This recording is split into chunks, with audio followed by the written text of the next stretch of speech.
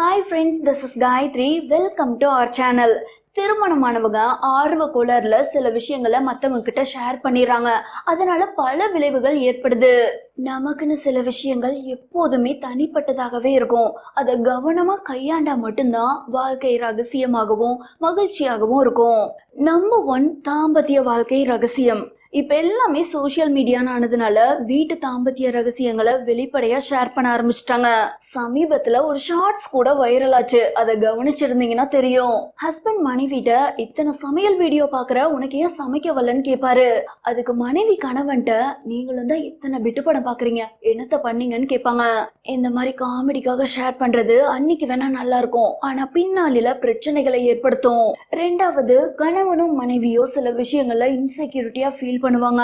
அதை வீட்டு ஆட்கள் கிட்டயோ மத்தவங்க கிட்டயோ ஷேர் பண்றது. ஒன்றும் இல்லைங்க, ரொம்ப கேஷுவலா தான் கணவரை பத்தி பேசும்போது சொல்லியிருப்பாங்க, அவரு கொஞ்சம் இன்ஃபீரியாரிட்டி காம்ப்ளெக்ஸ் இருக்கு, மற்றபடி பேசினா நல்லா தான் பேசுவாரு, இந்த மாதிரி லூஸ் டாக் விடுறது. இதை கேட்குற ஃப்ரெண்ட்ஸு இன்னும் 4-5 வார்த்தைகளை சேர்த்து போட்டு கணவருடைய கேரக்டரையே வேற மாதிரி கொண்டு போயிடுவாங்க. ஸோ கணவன் மனைவிக்குள்ள இருக்கிற இன்செக்யூரிட்டியை அவங்களுக்குள்ளேயே மெயின்டைன் பண்ணிக்கணும். கூட பிறந்தவங்க கிட்ட கூட ஷேர் பண்ணிடக்கூடாது. மூணாவது, பொருளாதார விவரம். உங்களுடைய தனிப்பட்ட வருமானம், கடன், சேமிப்பு, முதலீடு, இந்த மாதிரியான நிதி விவரங்களை ரகசியமா தான் வச்சுக்கணும்.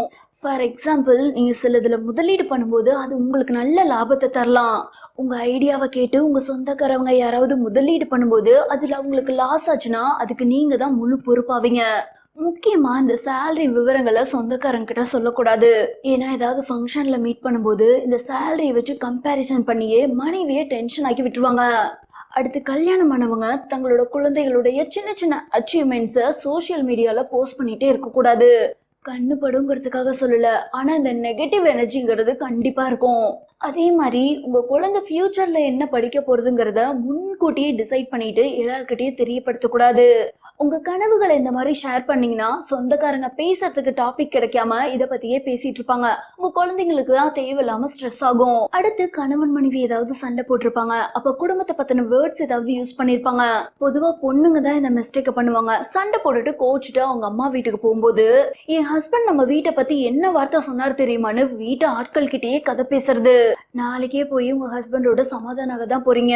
இதுக்கிடையில உங்க ஹஸ்பண்ட் யூஸ் பண்ண வார்த்தைகளை சொல்லிட்டீங்கன்னா உங்க வீட்டு ஆட்கள் கிட்டதான் உங்க ஹஸ்பண்டோட மரியாதை சுத்தமா போயிரும். அடுத்து, ஃபைனலா, கணவன் சில விஷயங்கள்ல ஆதிக்கம் செலுத்தலாம் அல்லது மனைவி சில விஷயங்கள்ல ஆதிக்கம் செலுத்தலாம். இந்த மாதிரி ஆதிக்கம் செலுத்துறத சொந்தக்காரங்கிட்டயோ ஃப்ரெண்ட்ஸ் கிட்டயோ சொல்லும்போது அவங்களும் சேர்ந்து டம்ப் பண்ண ஆரம்பிச்சிருவாங்க. ஓகே ஃப்ரெண்ட்ஸ், அவ்வளவுதான் அந்த வீடியோ. மீண்டும் ஒரு சுவாரஸ்யமான கண்டென்ட்டோட நெக்ஸ்ட் வீடியோல சந்தி